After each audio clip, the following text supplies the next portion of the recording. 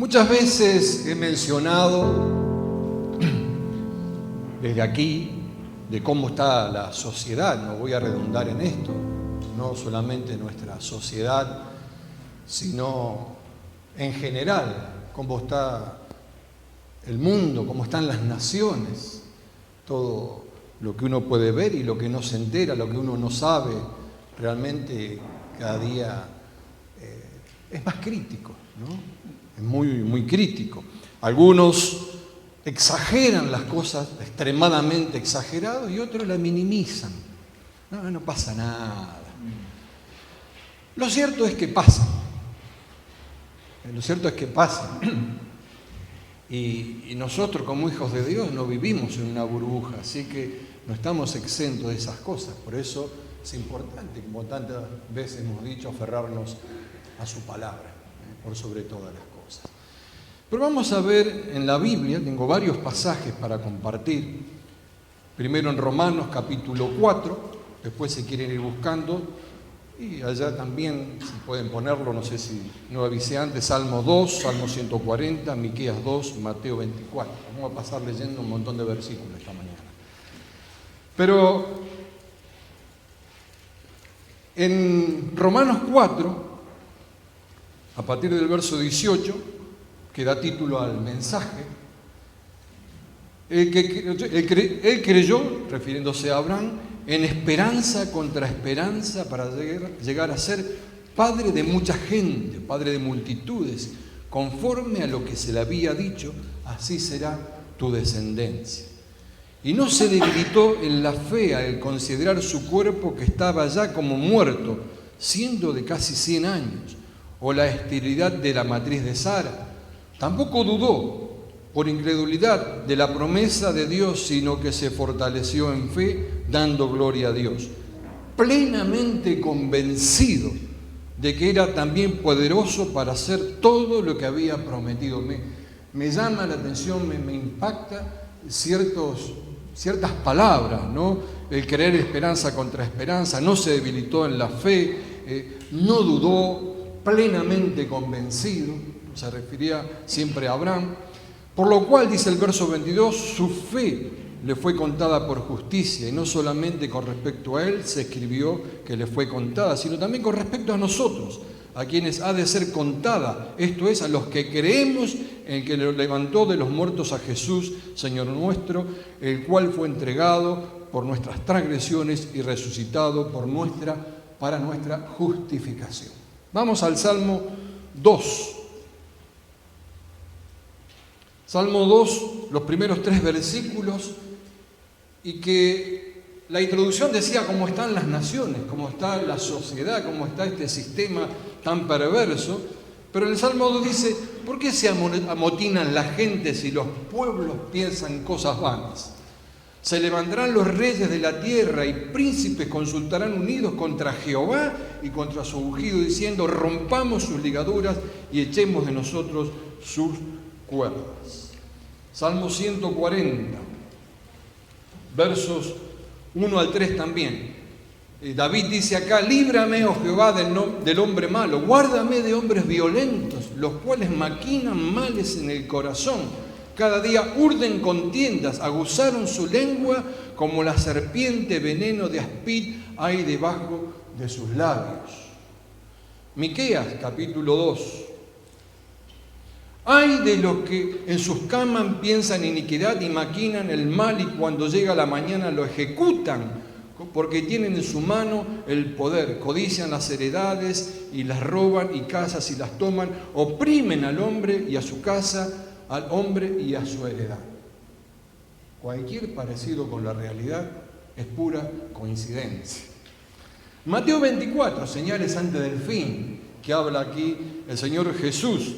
Dice en Mateo 24, a partir del verso 7, porque se levantará nación contra nación y reino contra reino, y habrá pestes y hambres y terremotos en diferentes lugares, y todo esto es el principio de dolores. Entonces os entregarán a tribulación y os matarán y seréis aborrecidos de todas las gentes por causa de mi nombre. Muchos tropezarán entonces y se entregarán unos a otros, y unos a otros se aborrecerán. muchos falsos profetas se levantarán y engañarán a muchos, y por haberse multiplicado la maldad, el amor de muchos se enfriará. Mas el que persevere hasta el fin, este será salvo. Me voy a centrar en la vida de Abraham, porque es aquel que nos da el ejemplo, que creyó en esperanza contra esperanza. La palabra creer allí es tener fe. Significa tener fe. Porque yo puedo decir creo, pero mi creo que va a llover. Creo tal cosa, pero no. Acá la fe de Abraham es por sobre toda la cosa y creyó esperanza contra esperanza. El significado en el original aquí es esperar con anhelo, por lo general con placer. ¿Qué esperaba con anhelo? Las palabras, la promesa. No se debilitó su fe, acá dice esta otra versión, no se enflaqueció en la fe. Yo sí me enflaquecí un poquito. No se debilitó su fe.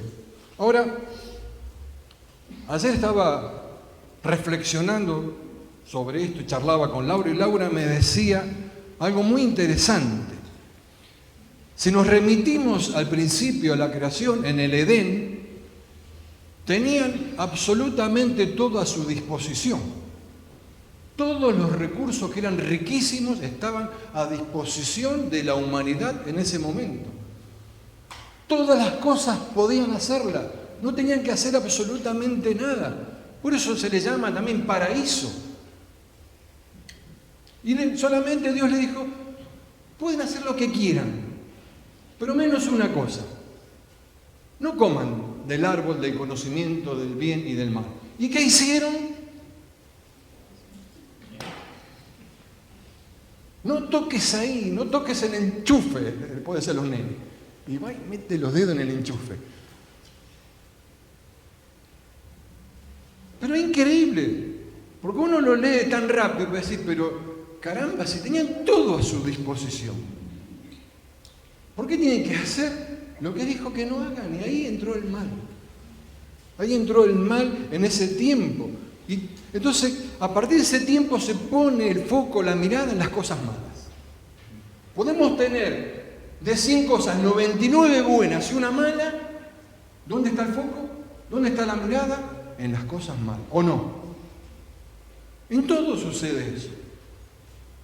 En la gente, en las situaciones, en nosotros mismos. Que somos un depósito de la gloria de Dios, de las cosas ricas, porque Él lo depositó en cada uno de nosotros, pero miramos y emergen las cosas malas. Emergen las cosas malas. Y por otro lado, teniendo toda esa riqueza como tenían ellos en ese tiempo, lo tenemos nosotros a través de la palabra. Mucho más allá de lo que nos podemos imaginar. Pero nos encerraron en una cajita. En serio, nos encerraron en una cajita con unos agujeritos con filtros. Y nuestra realidad es lo que vemos en esos agujeritos y con filtros, cuando hay mucho más. Hay muchísimo más. Pero no nos gusta la cajita. Estamos cómodos en la cajita. Pero sí es algo tan tremendo lo que Dios nos ha dejado. Y el ejemplo que tenemos, por eso decía, no sé, me voy a centrar en Abraham, que ya tenía casi 100 años, dice. No era un nene, no era un pibe. Sin embargo, dice, una versión dice, creyó cuando no había esperanza. Todas las versiones hablan de esperanza, no cambian allí. Otra versión dice, no había motivos para tener esperanza. A veces no nos sucede que no hay motivos para nada. Cuando no hay motivo, ¿qué pasa? Viene el desgano. Uno se viene abajo, no quiere hacer absolutamente nada. Pero había que posicionarse donde en la vida de Abraham. No tenía ningún motivo. Pero, ¿cuál era la evidencia que no había ninguna esperanza? ¿En qué podemos basarnos esto? Sara era estéril. Si es estéril, es estéril. Hoy hay tratamientos de fertilidad, se pueden hacer un montón de cosas, in vitro, de todo, porque la ciencia avanzó. Pero Sara era mayor y era estéril. Esa era una evidencia. Otra evidencia que ya no era época de fertilidad física en la vida de Sara. Y la otra, contundente, que el cuerpo de Abraham estaba como muerto, dice. O sea, no pasaba nada con Abraham. Así era la situación. Humanamente ya no había posibilidad, no había esperanza. ¿Cómo? Humanamente. Humanamente nos pueden pasar muchas cosas que no hay posibilidad. Humanamente podemos hablar tanto, pero cuando hablamos humanamente estamos dejando las promesas de Dios, la palabra de Dios en nuestras vidas. Ahora, estos 3 puntos que mencionaba, la esterilidad de Sara, la edad de Sara, el cuerpo muerto de Abraham como muerto, no estaba muerto, como muerto. Son 3 cosas, pero Abraham, padre de la fe, si no, no lo llamaría padre de la fe, tuvo otras situaciones totalmente horribles, que uno la lee, como digo, muchas veces la pasamos por alto, porque eso es bueno usar la imaginación, situarnos en ese momento, la época, imaginar, porque la imaginación nos puede dar tantas cosas y nos enriquece. Pasó 10 pruebas tremendas Abraham. Y extrabíblicas hay un montón más, que no voy a mencionar en esta mañana, pero registradas en la Biblia, que nos sirven a nosotros.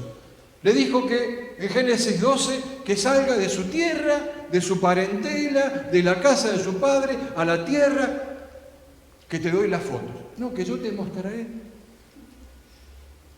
Se iba a un lugar donde iba a estar como extranjero y extraño. Yo te puedo asegurar que sé lo que es un poco eso, aunque nosotros no sufrimos en España discriminación solamente un par de veces, pero yo conocí gente que lamentablemente por el color de piel sufría discriminación y era extraño. ¿Te imaginas en esa época, Abraham? Extraño en una tierra, en la tierra de Canaán. Él vivía en una cajita, pero salió de esa cajita. Vete de tu tierra. Vete. No era solamente ir de la tierra, irse de sí mismo para conocer otras cosas, porque había una promesa tremenda. Era una prueba. Ahora, le había dicho que esa tierra donde fluía leche y miel. ¡Wow! Y resulta que cuando llegó a Canaán, la segunda prueba, había hambruna, no hambre, hambruna. Ahora, ¿qué nos pasaría a nosotros? Si dice, mirá, andate al lugar que vas a tener oportunidades de trabajo, de enriquecerte, y llegás allá y todos muertos de hambre. Un muchacho que había llegado a la iglesia allá en el sur, y después le dijo a su hermana, a su cuñado y a 5 hijos, que vayan, que tenía oportunidades, que iba a conseguir trabajo. Se estaban muriendo de hambre porque le pintan una cosa que no era. Ahora, ¿Dios miente? No, Dios estaba probando el corazón de Abraham. Porque llegó y había hambre. En tercer lugar, le toman por la fuerza a su esposa Sara los egipcios. Porque después le hizo pasar por la hermana, bla, bla, bla. Pero los príncipes la vieron, dicen que Sara era no hermosa, súper hermosa. Y le fueron a hablar a Faraón. Y vos tenés que los egipcios le dijeron, señora, pase por aquí, permiso, señor Abraham. No, eran violentos los egipcios, la tomaron por la fuerza. En cuarto lugar, cuarta prueba, cuando tiene que librar contra 4 reyes en la batalla de Sidim, en el valle de Acor, para librar a su sobrino Lot, cabezón que se había metido en problemas. Sin embargo, él, su misericordia hacía que lo salvara. No era fácil, no tenía guerreros, pero pudo librar a su hijo. En quinto lugar, no podía tener hijos con Sara. Se tiene que casar con Agar. Apresurado. Se lo dio Sara, ella sí aprovechó, ni lento ni perezoso. Y tuvo un hijo, Ismael. En sexto lugar, parece una tontería. Hombres escuchen especialmente. A la edad de 99 años, Dios le pide que se circuncide.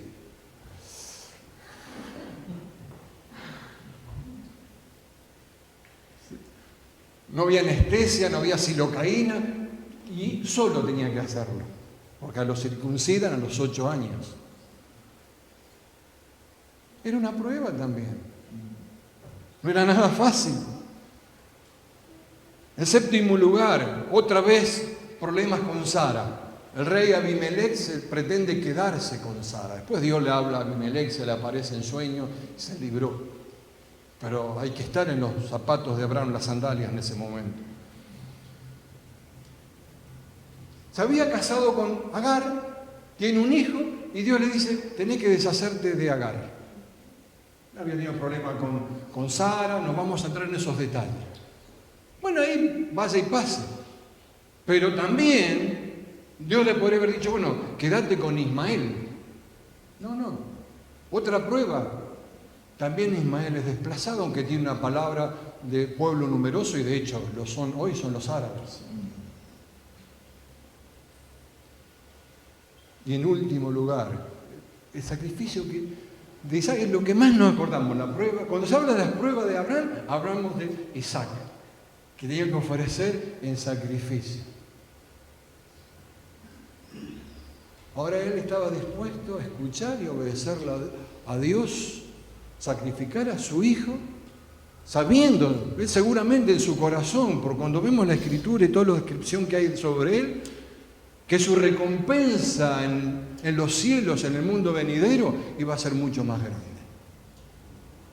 Ahora, ¿cuántas pruebas pasaríamos nosotros de estas 10? Más al principio que no podía quedar embarazada Sara y que tenía la promesa que la descendencia iba a ser numerosa como la arena del mar, las estrellas del cielo. ¿Cuántas pruebas podemos soportar? Sin embargo, él creyó en esperanza contra esperanza. ¿Qué ejemplo? Esperanza contra esperanza. Podemos encontrar esperanza. Al principio comencé hablando de lo que sucede en las naciones. Leía estos versículos que si nos quedamos con eso solamente es terrible, ¿o no? Si nos quedamos con eso solamente, después vamos a ampliar más al final. Realmente decía que no vivimos en una burbuja, no estamos exentos. A mí nunca me va a pasar nada, me dijo uno una vez, porque yo tengo al Señor en mi vida. Un concepto totalmente erróneo, equivocado, falso, un falso evangelio. ¿Dónde está escrito eso? Sí, el Señor nos fortalece, que es totalmente distinto.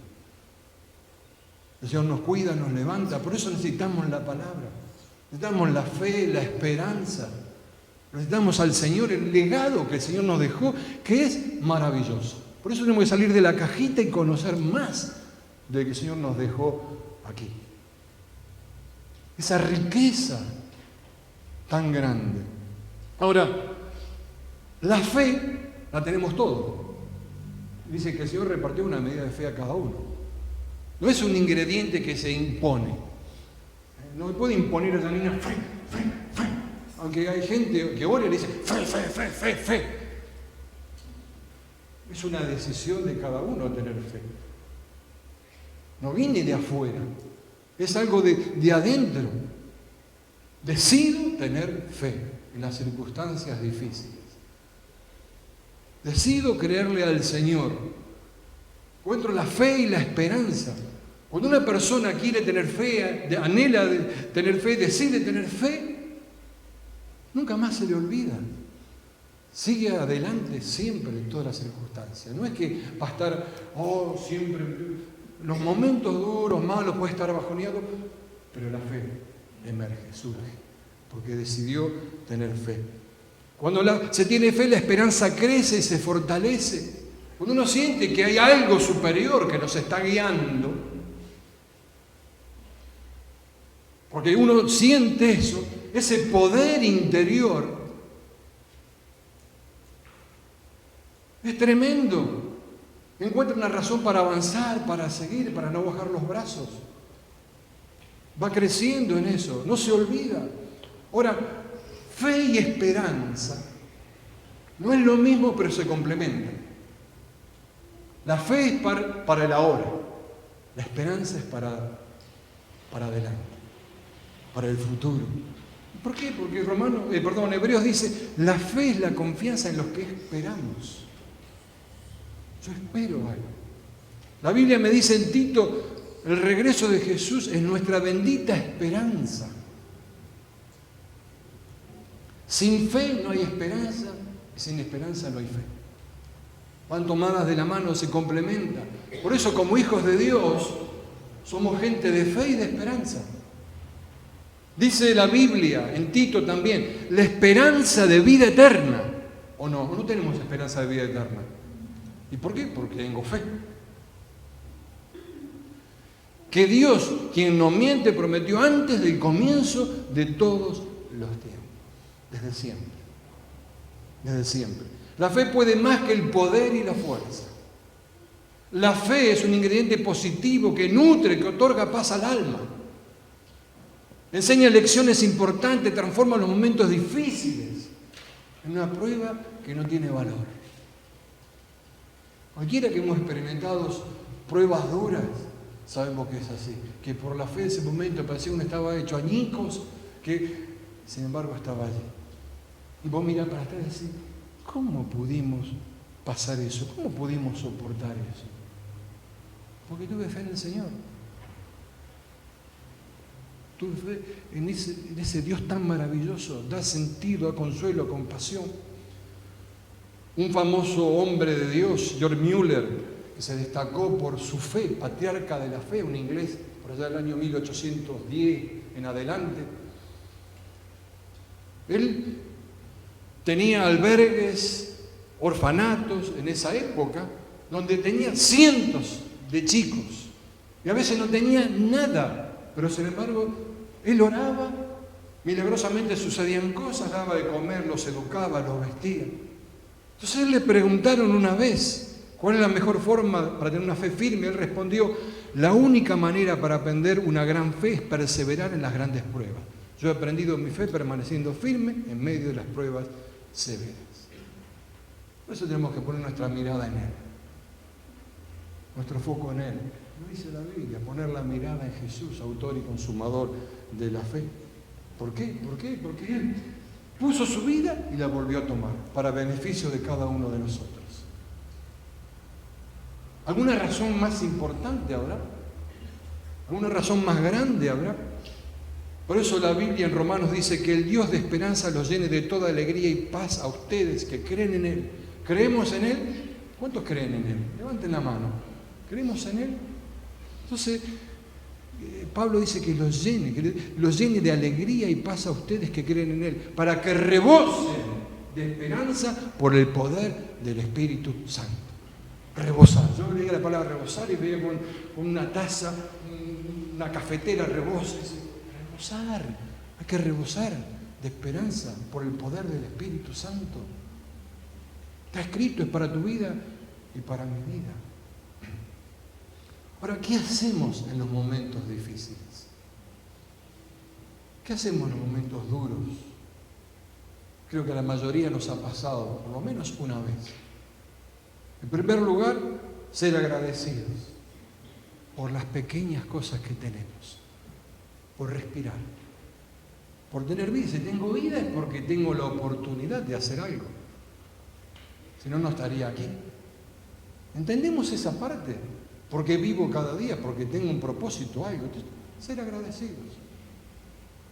En segundo lugar, el compromiso. Compromiso con que conmigo mismo, no dejarme caer. Puedo flaquear, pero no estoy derrotado. Derribado, pero no derrotado. Confianza. Así como Sale el sol y no lo vemos, el sol sale para todos, para justos, para injustos, para buenos, para malos. Siempre hay una nueva oportunidad de nuestras vidas, nuevas posibilidades.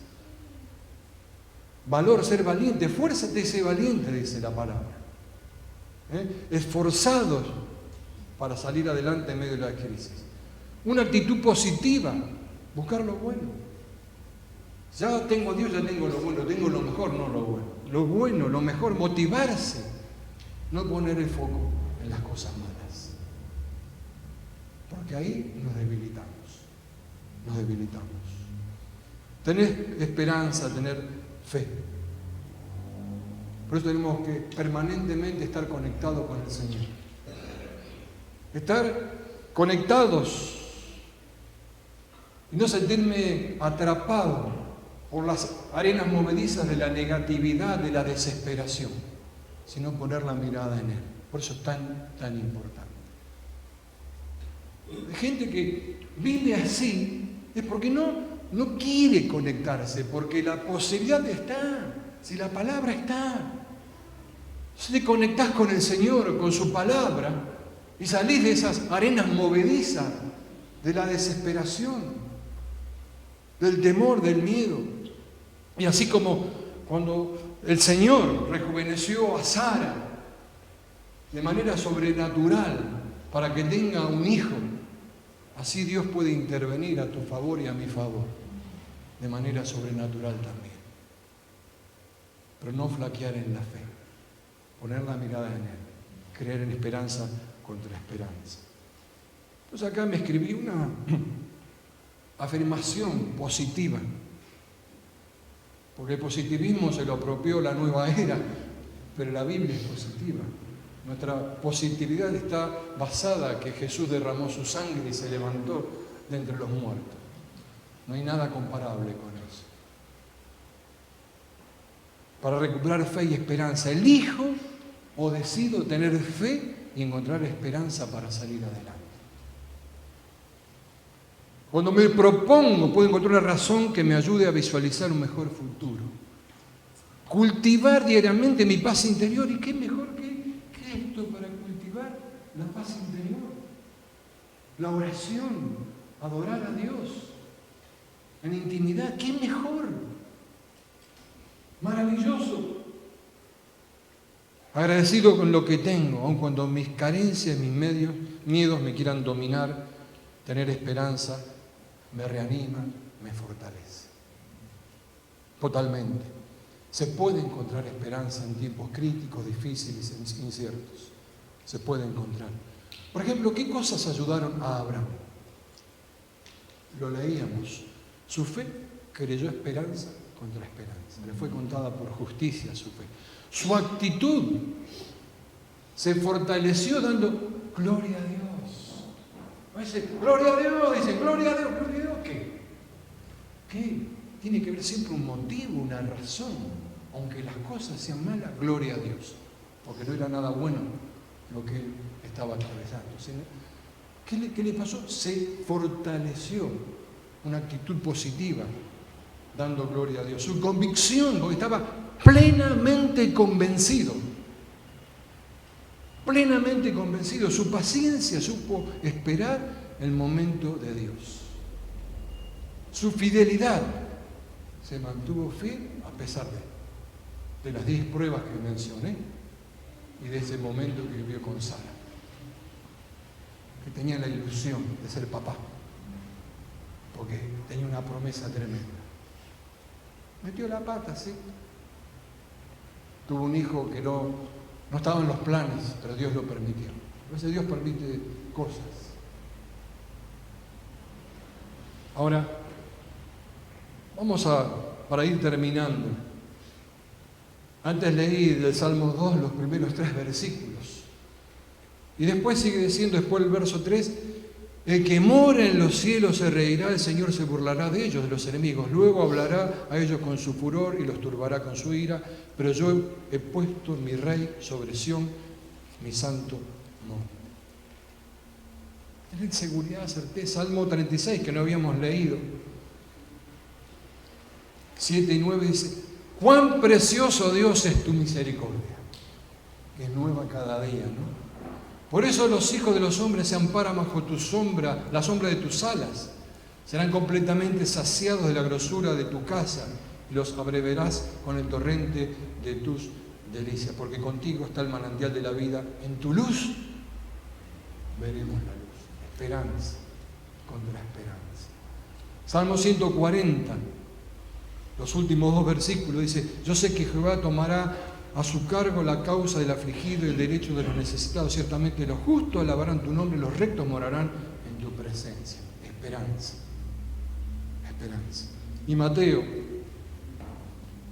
24, yo leí el verso 13, porque precisamente habla: mas el que persevere hasta el fin, este será salvado. ¿Dónde está la esperanza? Perseverar. ¿Hasta dónde? Hasta el fin. Tengo que perseverar, y será predicado este evangelio del reino a todo el mundo para testimonio de todas las naciones, y entonces vendrá el fin. ¿Por qué será predicado? Porque hay que llevar esta esperanza a mucha gente que la ha perdido, que en estos tiempos ha sufrido y sigue sufriendo. Nosotros no lo vemos, quizás no lo padecemos de igual manera, pero con esta pandemia, muchísima gente. Muchísima gente. Otro día fuimos al control de nuestra doctora y ella nos decía: mucha gente está mal. Mucha gente. Hay una psicosis. Entonces hay que llevarle esta esperanza del Evangelio de paz. Entonces, volviendo a Romanos 4, 18, Abraham creyó, tuvo fe, en esperanza contra esperanza, esperaba con anhelo. Qué bueno es esperar así. Por eso, no pongamos el foco en lo malo, en las circunstancias, ni en la gente, en nosotros mismos. Nos auto boicoteamos muchas veces. ¿Cómo? ¿Por qué? Yo no sé si Dios se agarra la cabeza, pero con los recursos están adentro nuestro. En el Edén estaban afuera y ellos tenían el poder, la autoridad, porque le había sido dado todo. Todo. Están adentro nuestro, esperando que se manifieste la manifestación de los hijos de Dios. Para llevar paz, para llevar amor, para llevar esperanza contra esperanza. ¿Por qué poner el foco en las cosas malas? Si ya la sociedad pone el foco en las cosas malas, ni voy a entrar en ese tema. Por eso salgamos de esa cajita que tiene agujeritos con filtros para ver otra realidad. Lo que Dios tiene para cada uno. Incomparable. Incomparable.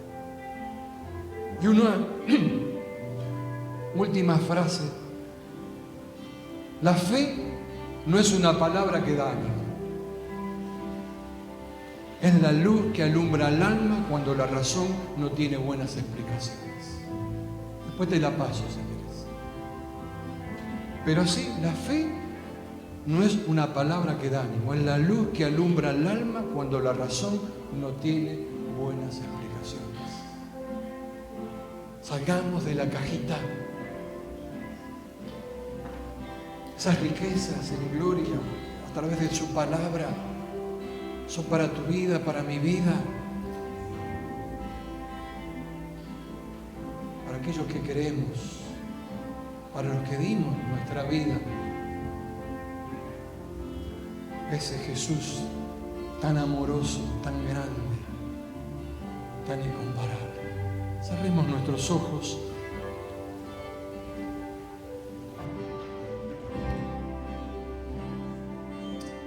Padre del cielo, qué hermosa que es tu palabra, Señor. Cuánta riqueza, Señor, que cada uno de nosotros en este tiempo quitemos nuestro foco, nuestra mirada en aquellas cosas que no edifican, que no construyen, que no alientan, sino que destruyen. Pongamos nuestra nuestra mirada en ti, Jesús. Salir de esa caja y ver con tus ojos.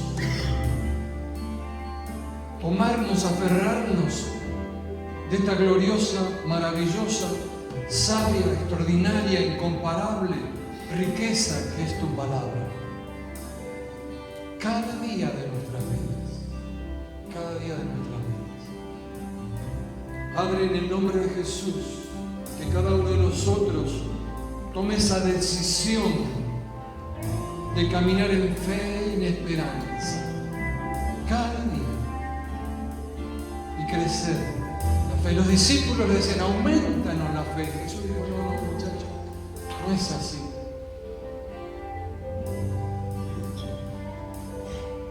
Todos tienen fe. Depende de cada uno cómo lo hacemos crecer, de la decisión que tomemos. ¿Qué decides en esta mañana? ¿Creer en esperanza contra esperanza? ¿Salir de la cajita? ¿Caminar en fe? ¿Creer sus promesas? Y no caminar por las promesas, simplemente porque es Dios.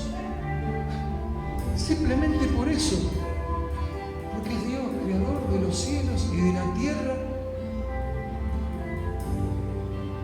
¿Qué otra cosa pretendemos? Padre, bendito eres tu Señor. Vamos a terminar cantando. Si quieres ponerte de pie, lo haces. Y permanecer sentado, lo haces.